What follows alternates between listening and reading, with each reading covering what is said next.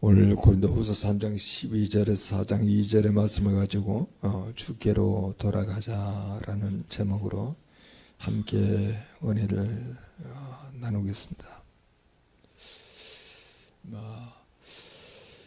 땅바닥에 검은 종이를 깔고 햇빛을 그 볼록 렌즈에 투과시켜서 조그만 초점을 맞추게 되게 되면은 초점이 맞추게 된 그곳을 태우기 시작합니다. 되게 신기하잖아요. 불이 없는데도 열이 발생해가지고 검은 종이를 연기나게 하고 태우는 그런 과정을 통해서 지금 우리에게 도전을 주는 게 있죠. 그 말 바로 뭐냐면은 삶의 초점이에요. 초점 맞춰야 하거든요. 주님은 우리에게 오늘 제목처럼 뭐라고 이야기하면 주께로 돌아오라. 주께 초점을 맞추라. 이 말이에요. 인생사 살아가면서 어디에 초점을 맞추어 가고 있습니까? 일에 초점을 맞추고 있습니까? 돈에 초점을 맞추고 있습니까? 아니면 가정에 초점을 맞추고 있습니까? 자녀에게 초점을 맞추고 있습니까? 아니면 명예, 권력? 아니면 명분? 이곳에 초점을 맞추고 있습니까? 성경 우리에게 이렇게 말하죠. 만물이 그에게서 나오고 그에게로 말미암고 그에게로 돌아갑니다. 그 만물 가운데 우리 각 사람도 다 포함되어 있잖아요. 우리 하나님의 형상으로 하나님의 모양대로 우리를 만드셨잖아요. 그리고 우리에게 복을 주어 생육하고 번성하고 또 땅을 정복하고 땅을 다스리라. 또 땅에 충만하라. 그 엄청난 하나님의 권위를 주셨어요. 하나님께서 이 태초에 우리에게 복을 주신 대로 생육하고 번성하고 땅에 충만하고 땅을 정복하고 땅을 다스려 가고 있습니까? 오늘 믿는 자들의 초점은 주 예수 그리스도예요. 각 인생의 삶의 여정이 다 다르죠. 우여곡절도 많이 있습니다. 때로는 상황에 따라 즐겁기도 하고 슬프기도 하고 화가 나기도 하고 재밌기도 해요. 물론 이런 감정을 우리가 무시할 수는 없습니다. 그런데 상황에 따른 이런 감정들을 억제하지 않고 충분하게 표현해야 되겠죠. 그래야 감정이 왜곡되지 않겠죠. 이런 감정을 억압하는데 많은 에너지가 들어가기 때문에 이런 감정을 건강하게 해소하지 않으면은 마음과 뜻과 생명과 목숨을 다하여 하나님을 사랑할 수 없게 됩니다.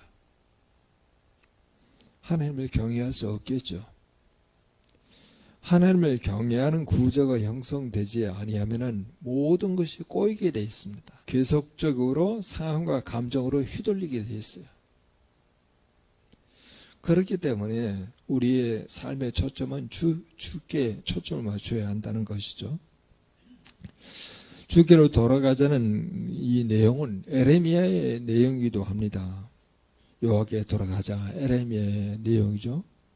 주께로 돌아가자는 주님께 초점을 맞추자라는 말로 바꿔도 좋습니다. 오늘 본문의 말씀을 통해서 과연 주님께 초점을 맞추는 일련의 과정들을 잘 살펴보면서 오늘날 우리에게 주시는 이 메시지가 무엇인지를 한번 확인해 보자는 거죠. 주께로 돌아가자 굉장히 좋은 표이기도 합니다.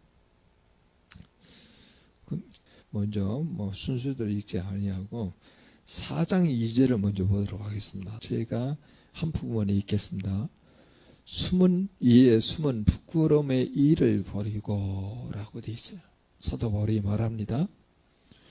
사도 바울이 적대자들과 함께 논쟁하면서 자신을 변증하는 내용의 일부예요.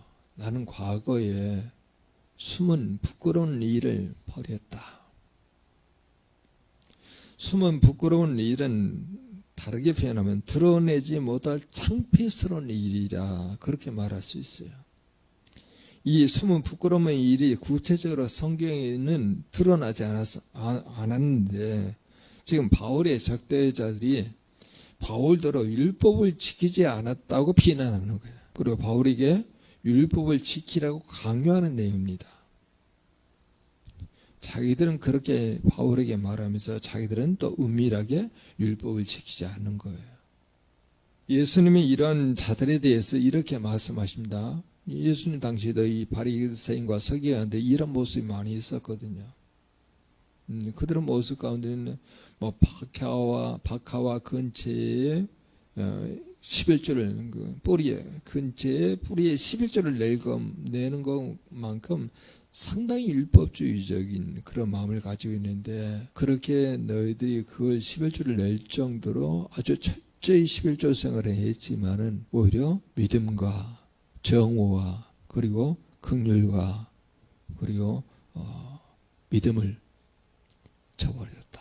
이렇게 말해요. 율법의 정신이 말하고 있는 그 내용은 저버리고 형식은 더 극대화해서 잘 지킨다고 그렇게 말하고 있는데 율법의 정신 너희 지키지 않는구나. 예수님이 율법을 잘 지키고 있는 바리새인과 서기관들에게 그렇게 말하는 거예요. 그래서 그들에게 이렇게까지 말합니다. 그러므로 무엇인지 그들이 말하는 바 서기관과 바리새인들이 말하는 바는 행하고 지키되 그들이 하는 행위는 범하지 말라. 그들은 말만 하고 행하지 아니하며 또 무거운 짐을 묶고 사람의 어깨에 지우되 자기는 이것을 한 손가락으로도 움직이려 하지 않는다라고 이야기해요.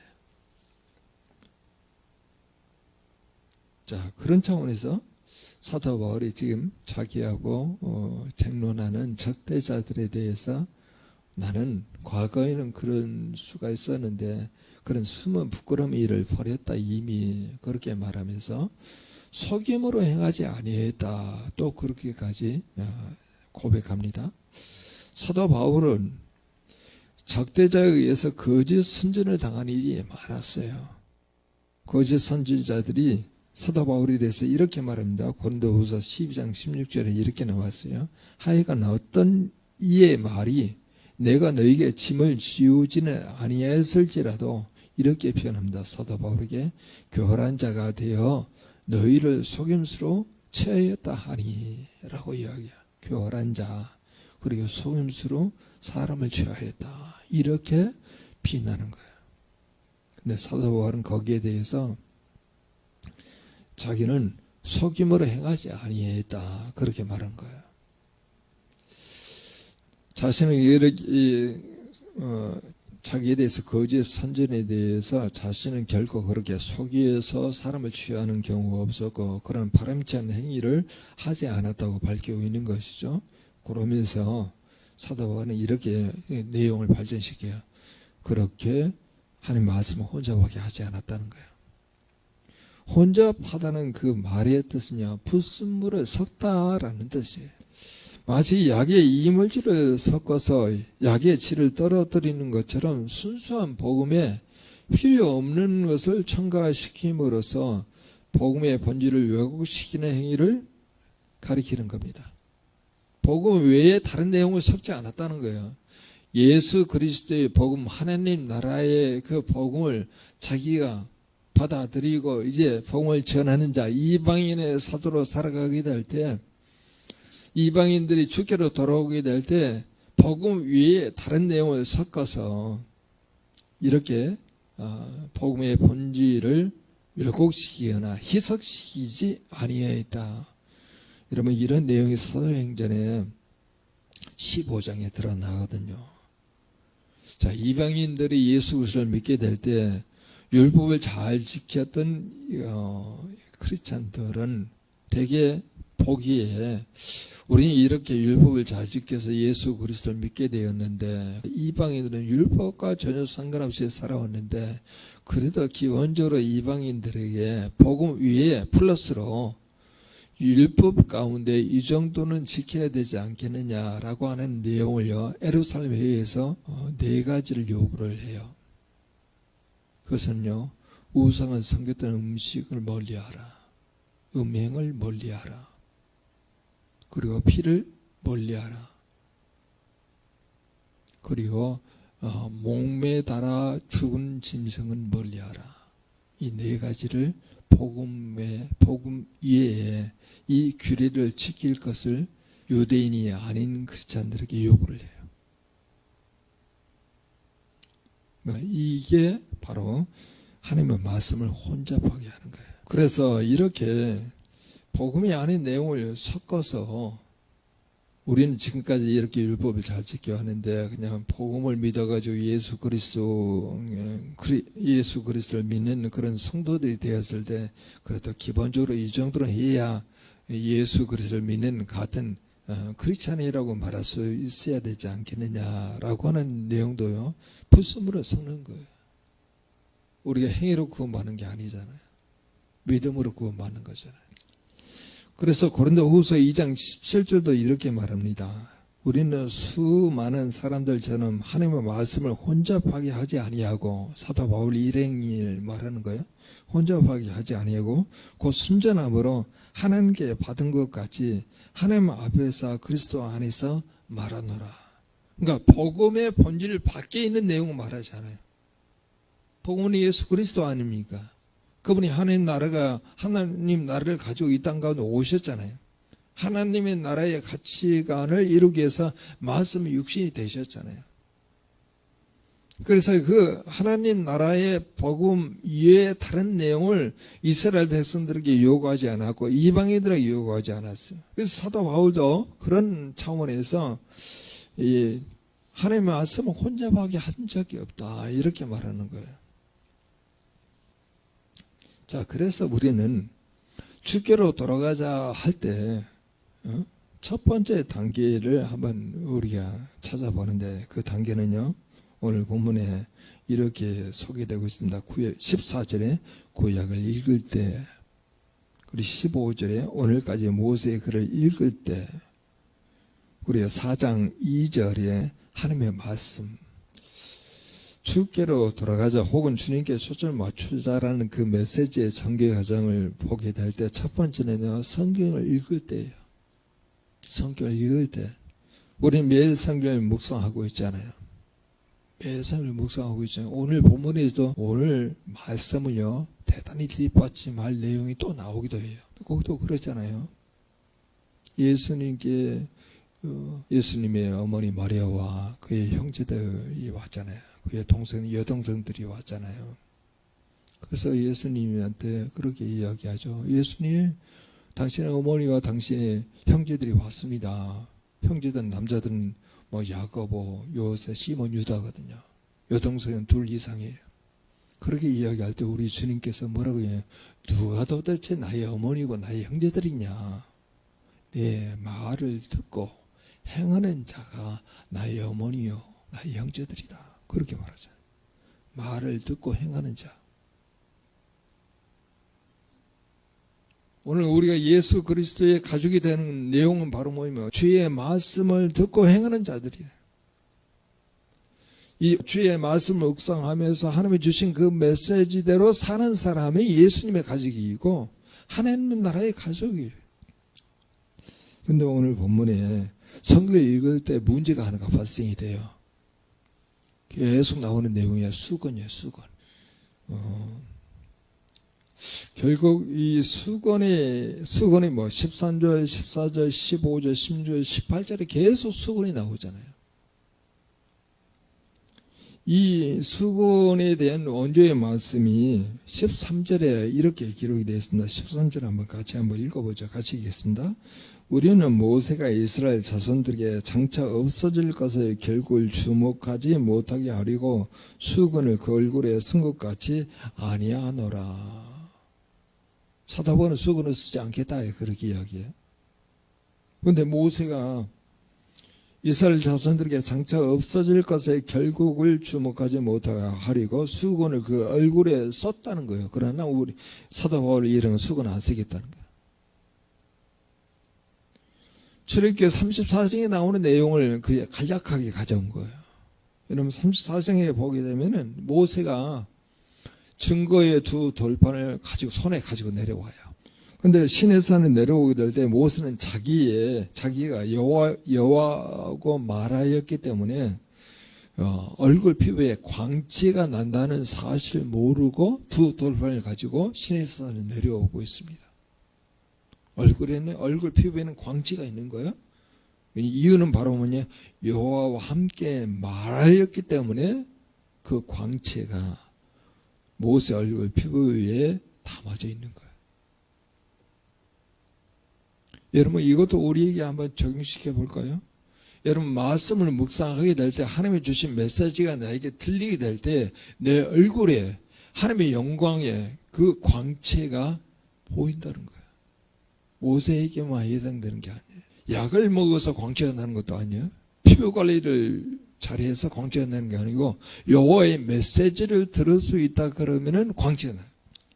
그래서 아론과 또 이스라엘 자손이 모세를 보게 될 때 모세 얼굴 피부에 광채가 남을 보고 그에게 모세에게 가까이 하는 것을 두려워합니다.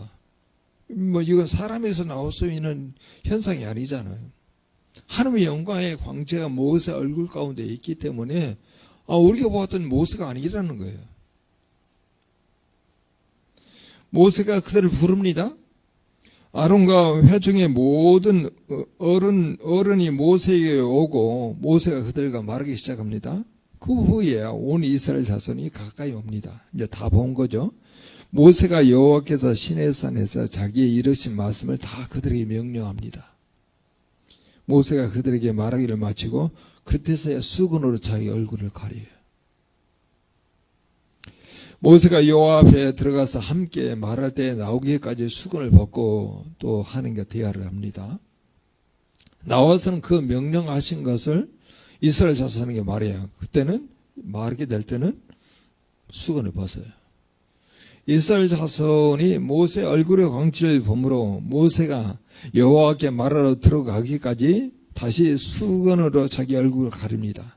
그러니까 여호와께 가기 전까지 그리고 또 이스라엘 백성들에게 말하기 전까지 그 타이밍에는요 수건을 써요.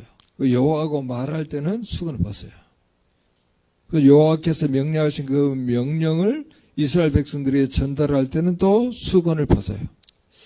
왜 이렇게 복잡한 과정을 거쳤을까?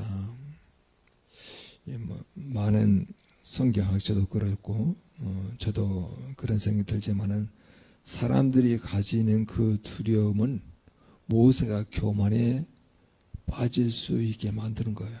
저건 하나님의 영광의 광채인데 모세 얼굴을 가지고 있기에 모세가 교만해질 수 있기 때문에 얼굴을 가리는 거예요. 또 한편으로 계속 모세 얼굴의 광채를 가지고 있는 상태에서 하나님께서 모세의 명령 그 내용을 이스라엘 백성들에게 말하게 될 때 혹시 이 이스라엘 백성들이 모세를 하나님처럼 섬기고자 하는 유혹에 빠지잖아요. 모세는 하나님의 영광을 얼굴에 담은 채 산에서 내려옵니다. 모세를 통해서 산에서 내려온 그 영광은 장막의 거예요. 모세는 하나님의 영광의 중개자 역할을 지금 하고 있는 거예요. 말씀을 듣게 되면은 하나님의 영광이 임한다. 그걸 몸으로 보여주고 있는 것이죠.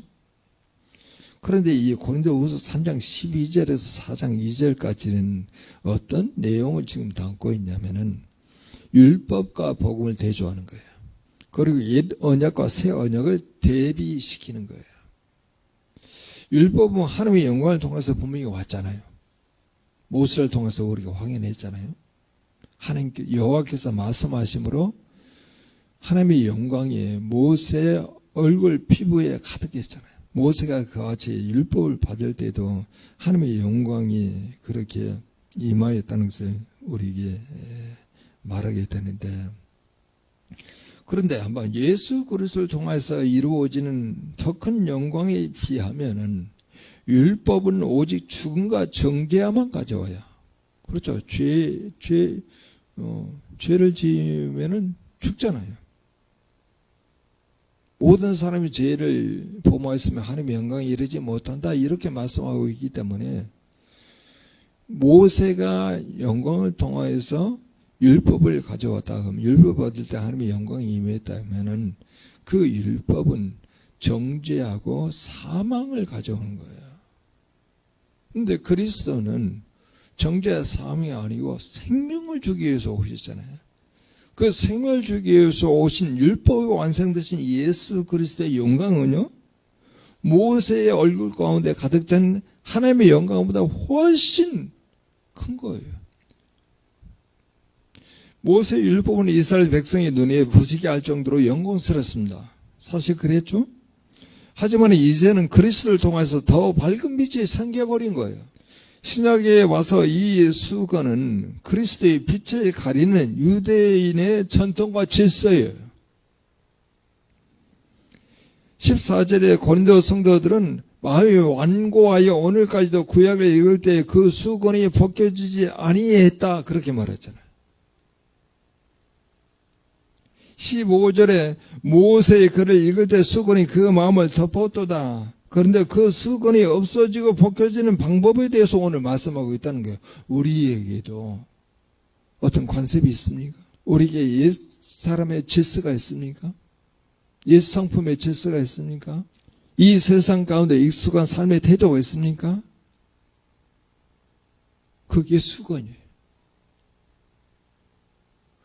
그리스도 안에서 새로운 피조물의 이전 것을 지나갔으니 보라 새 것이 되었도다. 그 새 것에 대한 삶의 태도가 아니고 그리스도를 제대로 만나기 전에, 아니 예수를 만났음에도 불구하고 옛 성분으로 살아가던 그런 삶의 태도, 그런 가치관, 그런 질서가 수건이에요. 그 수건을 쓰고 예수 그리스도의 복음, 예수 그리스도를 온전히 만날 수 있는 기회가 없어지는 거예요. 바리새인과 서기관들 율법을 얼마나 잘 지켰습니까? 외형적으로 많이 잘 지켰죠? 그런데 율법이 완성되신 예수 그리스도를 받아들이지 못하는 거예요. 왜냐하면 옛 언약 속에 있잖아요. 율법의 외형의 틀 가운데 있잖아요. 자기들의 율법의 기준으로 예수 그리스도를 맞이하려고 그러니 예수 그리스도 어긋나죠. 그런데 오늘 본문에 우리에게는 굉장히 희망이 주는 내용이 있습니다. 17절에 나왔어요. 17절에 같이 한번 읽어보죠. 주는 영이시니 주의 영이 계신 곳에는 자유가 있느니라. 이렇게 말해요. 주의 영이 임한다는 거예요. 말씀을 묵상할 때 주의 영이 임해요. 모든 성경 하나님의 감동으로 기록된 것으로 교훈과 책망과 바르게과 의로 교육하기에 유익하니 이는 하나님의 사람으로 온전케 하며, 뭐가요? 성경이 하나님의 사람으로 온전케 한다는 거예요. 그리고 또 이렇게 추가합니다. 모든 선한 일을 할 수 있는 능력을 갖추게 하려 함이니라. 이렇게 말해요. 모든 선한 일, 그 하나님의 메시지예요. 그 메시지를 살아갈 수 있는 능력을 갖추게 한다는 거예요. 뭐가? 성경이. 그래서 성경을 읽을 때 주의 영이 임하면은 이제 수건이 없어져요. 그리고 벗겨져요. 수건이 없어지고 벗겨지죠?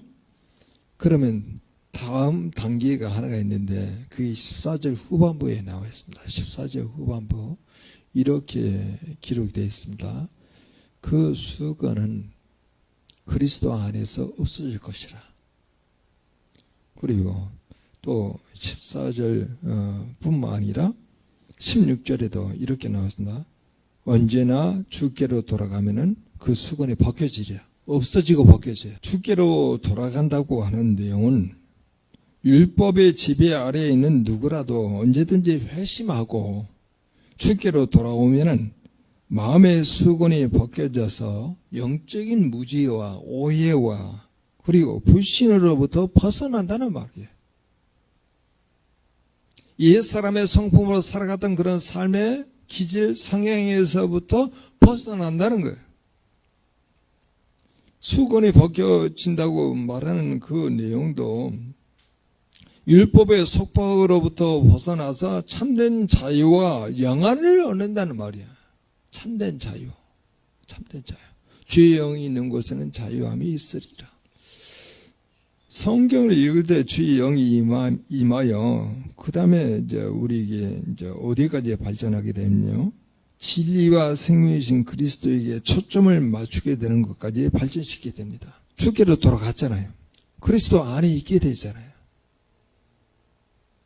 이 모든 성경의 말씀을 어디에 포커스를 맞추면 그리스도에게 포커스를 맞춰서 그쪽으로 돌아가는, 그리스도에게 돌아가는 거예요. 그래서 그리스도 안에 머물러 있는 거예요.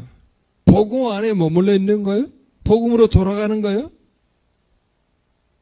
현실적인 삶의 문제가 여러 문제가 발생한다 하더라도 그것으로 마음을 의지 아니하고 주께로 돌아가는 거예요. 복음으로 돌아가는 거예요. 그리고 복음 대신 예수 그리스도 안에 있게 되면은 수건이 없어지고 수건이 벗겨져요. 자, 그렇게까지 발전하게 되면은 그 다음 단계가 4장 2절에 나와 있습니다. 오직 진리를 나타내므로. 진리가 복음이거든요. 그래서 진리와 생명이신 그리스도께 초점을 맞추게 되면은 그 다음에 나오는 내용은요, 메시지가 우리에게 주어진다는 거예요. 그 메시지를 뭐라고 표현하면 진리라 그렇게 이야기해요. 진리. 계속 맞추는 거예요. 그 예수 그리스도에게, 주에게, 여호와 하나님께, 성령님께 초점을 맞추게 되면은 반드시 인격적인 하나님이고 예수님이고 성령이시기 때문에 우리에게 말씀을 주신다는 거예요. 메시지를 주신다는 거예요. 그 메시지대로 오늘 본문에 이렇게 요구를 합니다. 4장 2절의 후반부에 이렇게 나와 있어요. 하나님 앞에서 각 사람의 양심에 대하여 스스로 추천하느라 말이 되게 어려워요. 그래서 이걸 쉬운 성경을 한번 제가 오늘 봤습니다. 쉬운 성경은 이렇게 나왔습니다. 하나님 앞에서 모든 사람들의 양심을 향해 우리 자신을 당당히 내세웁니다. 이 표현. 사도 바울 일행을 당당히 내세웁니다. 이렇게 말하는 거예요. 누구한테? 하나님 앞에서 모든 사람의 양심을 향하여. 바울은 자신을 옹호하기 위해서 추천한 것이 아니라 오직 진리만을 증언했음을 공개적으로 지금 밝히고 있는 거예요.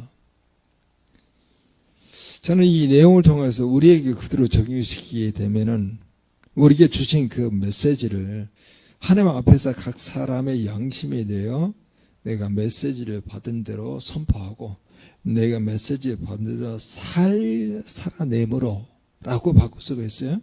여러분, 그러면 어떤 현상이 일어나면 하나님의 질서에 있는 통치가 이루어지는 하나님의 나라를 경험할 수 있다는 거예요.